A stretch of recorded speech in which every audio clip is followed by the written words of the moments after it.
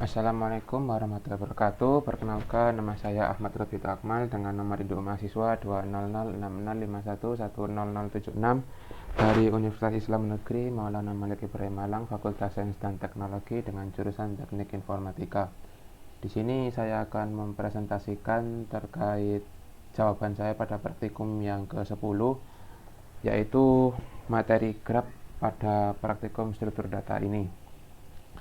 Jadi untuk soal yang pertama kita disuruh untuk mengimplementasikan directed graph. Tuliskan listing program yang mengimplementasikan directed graph sesuai gambar 10.8.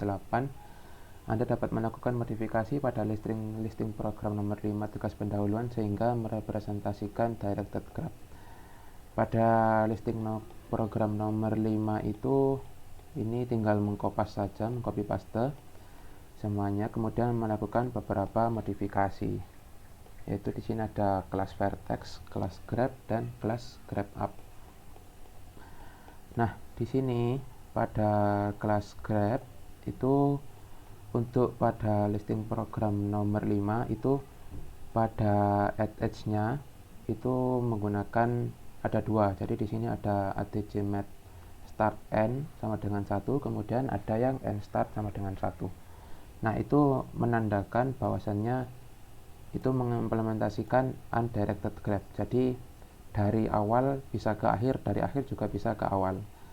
Nah, sehingga untuk mengimplementasikan directed graph pada praktikum kali ini pada add edge-nya itu dihapus. Jadi hanya menggunakan atg mat start kemudian n. Jadi start ke n saja. Nah, untuk kelas graph itu sendiri terdiri dari ini beberapa instance variabel dan array, kemudian ada method graph, kemudian ada method add vertex, kemudian ada method add edge. Add vertex ini untuk datanya, kemudian ada method display, kemudian ada method dfs untuk praktikum yang nomor 2. Ada display vertex get atg on visit vertex ini juga untuk dfs. Kemudian ada reset flex, kemudian untuk topo ini pada praktikum nomor 3. Kemudian untuk kelas vertex sendiri ya seperti ini, sama seperti yang listing program nomor 5, tinggal mengkopas saja. Jadi untuk nomor 1 itu untuk mengimplementasikan directed graph, langsung saja saya run. Di sini untuk ini saya komen dulu. Nah, untuk graph app-nya sama, hanya saja diubah seperti gambar 10.8. Langsung saja saya run. Nah, di sini dari A ke C, kemudian B ke A, kemudian B ke E, kemudian D ke E, ada E ke C. Kemudian lanjut saja ke nomor 2, yaitu connectivity pada directed graph. Pada directed graph ada kalanya tidak semua vertex yang dituju dari titik tertentu berdasarkan gambar 10.8. Terlihat bahwa jika start pada titik A, maka kita dapat menuju titik C, tapi tidak dapat menuju titik lain. Jadi di sini C itu tidak kemana-mana. C itu hanya dituju, tidak menuju. Sedangkan jika memulai pada titik C, maka tidak ada vertex yang dituju. Nah, modifikasi metode dfs sehingga menampilkan tabel connectivity table. Jadi di sini dfs untuk menampilkan konektivitas dari data-datanya. Untuk metode dfs sendiri kurang lebih sama seperti pada pendahuluan preliminary. Hanya saja di sini untuk menampilkan setiap konektivitasnya itu menggunakan perulangan.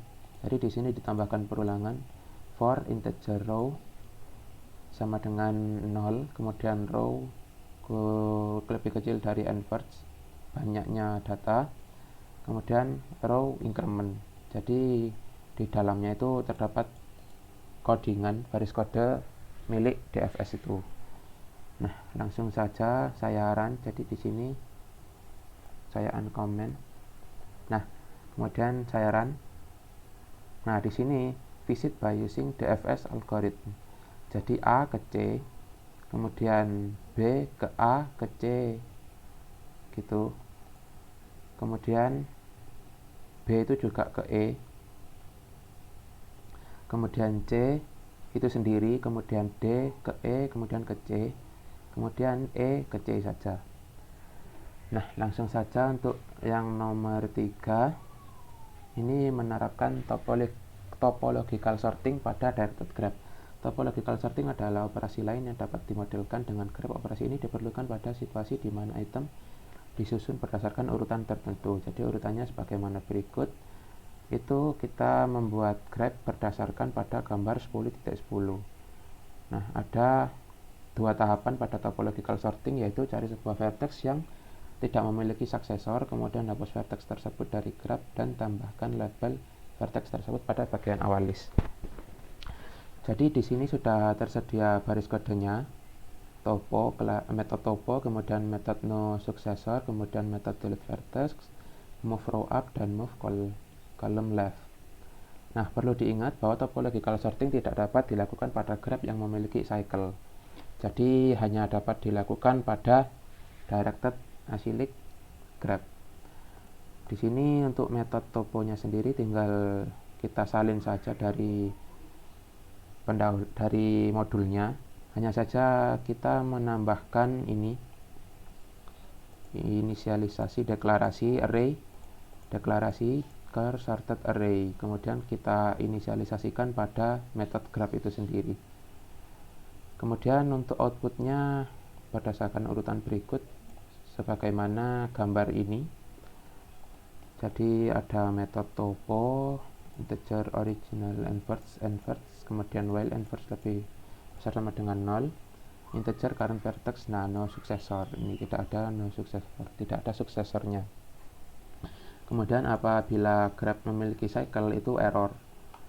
Nah, kemudian untuk tahapan yang kedua itu tadi hapus vertex tersebut dari graph. Jadi sorted array, kemudian delete vertex, delete current vertexnya. Untuk graph up-nya sendiri seperti ini. Ini kita memasukkan data